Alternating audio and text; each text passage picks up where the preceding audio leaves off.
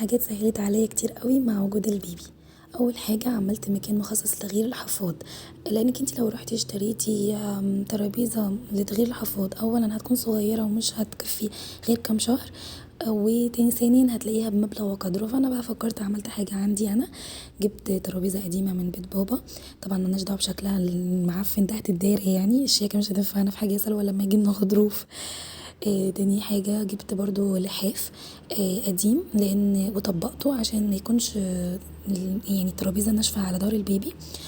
وحطيت بقى فوقيها مشمع وعلقت الفوطة بقى اللي هنشف بيها، وكل الحاجات اللي هستخدمها سواء بقى كريم تغيير الحفاض والشاور وكل حاجة والشامبو الوايبس والكولونيا والفرشة والبامبرز، كل حاجة بتكون جنبي. فالمكان ده هيريحك قوي قوي قوي بجد، لان طبعا انتي طالعة من الولادة ضهرك وجعك والحمل، عايزه حاجه تريح عليكي لان انتي مش بتغيري مره واحده في اليوم، انتي بتغيري اكتر من مره. فالمكان ده هيريحك قوي. تاني حاجه بجد ريحتني جدا جدا هي ورده الاستحمام. بجد لحد دلوقتي انا بستخدمها، حلوه جدا بتسند البيبي. طبعا يعني هم بيقعدوا يفركوا كتير قوي ساعه الحموم، فبتحميه طبعا من اي صدمات او كده، فبجد حلوه قوي. كمان مخدة الرضاعة فادتني جدا جدا في الرضاعة طبعا. في البداية كمان ضهرك بيكون وجعك، عشان متقعديش توطي جامد وكده، فالمخدة بجد بتريح جدا جدا. كمان بسند بيها، سندت بيها مالك كمان لما جه يقعد، عشان كمان لما يجي يتقلب على مخدة ما يقعش على راسه، فبجد حلوة قوي. كمان جبت الاباجورة الحلوة دي، بجد سهلة في استخدامها قوي لانها من غير فيشة.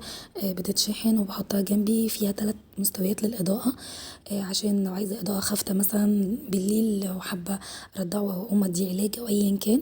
فبجد انا بحب الاباجورة دي قوي، وكان سعرها رخيص جدا.